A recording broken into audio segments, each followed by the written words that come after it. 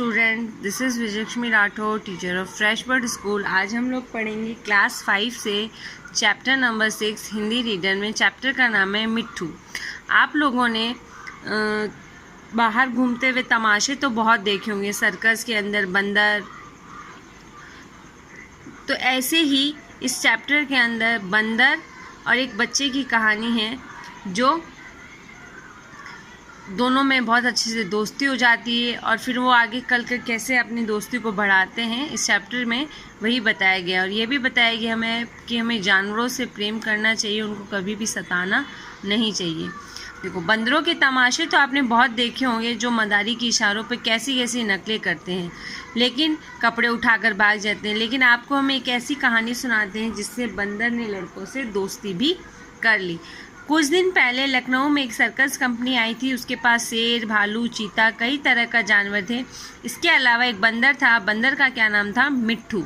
लड़कों की झुंड रोज इस जानवरों को देखने आया करती। मिट्ठू ही सबसे अच्छा लगता। उन लड़कों में एक बच्चा था जिसका नाम था गोपाल। वह रोज आता मिट्ठू के पास, घंटों चुपचाप बैठता। उसे शेर, भालू, चीते से कोई प्रेम नहीं था। वह मिट्ठू के लिए घर से चने, मटर, केले लाता और उसको खिला। मिट्ठू उसमें इतना घुल मिल गया कि बगैर उसके खिलाए कुछ खाता भी नहीं। दोनों में बहुत दोस्ती हो गई। एक दिन गोपाल ने सुना कि सर्कस कंपनी वहाँ से जा रही है।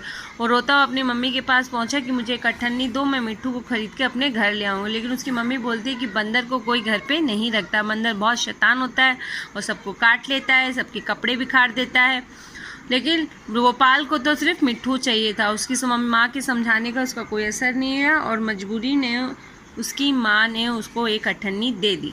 अठन्नी पाकर गोपाल खुशी से जल्दी जल्दी मिट्ठू को लेने के लिए वहाँ चला गया, लेकिन वहाँ उसको मिट्ठू दिखाई ही नहीं दिया। फिर वो रोने लग गया।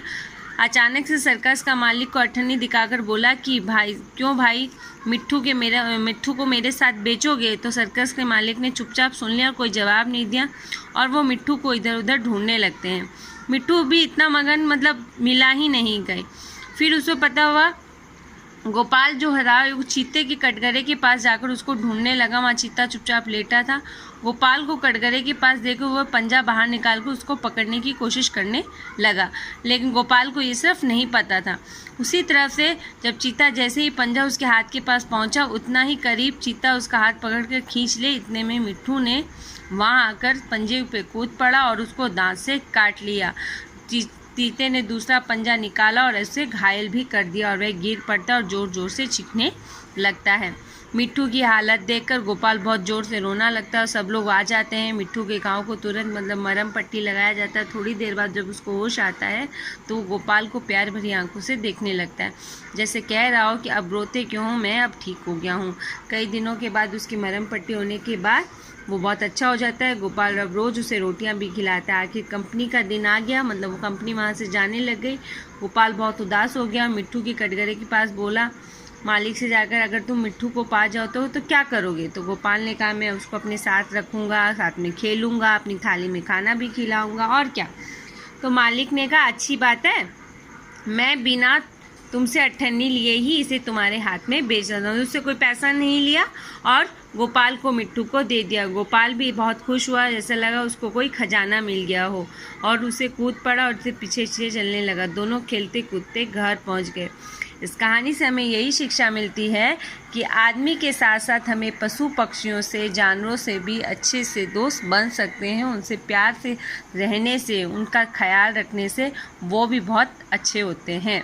चैप्टर को पढ़िएगा, अच्छे से रीड करिएगा। Thank you.